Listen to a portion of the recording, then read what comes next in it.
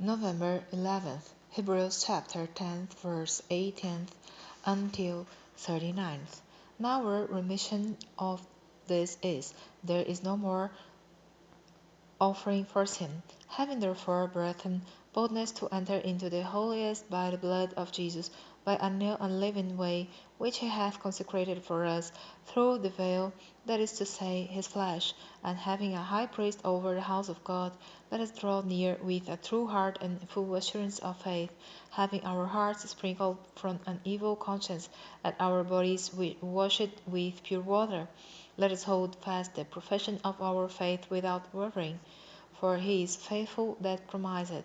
And let us consider one another to provoke unto love and to good works, not forsaking the assembling of ourselves together, as the manner of some is, but exhorting one another, and so much the more as you see the day approaching. For if we sin wilfully after that we have received knowledge of the truth, there remaineth no more sacrifice for sins, but a certain fearful looking for of judgment and fiery indignation, which shall devour the adversaries. He that despised Moses' law died without mercy, and two of or three witnesses of how much sorrow punishment, suppose you, shall he be thought worthy, who hath trodden under foot the Son of God, and hath counted the blood of the covenant, wherewith he was sanctified, an unholy thing, and hath done despite unto the Spirit of grace? For we know him that hath said, Vengeance belongeth unto me, I will recompense, saith the Lord. And again, the Lord shall judge his people. It is a fearful thing to fall into the hands of the living God.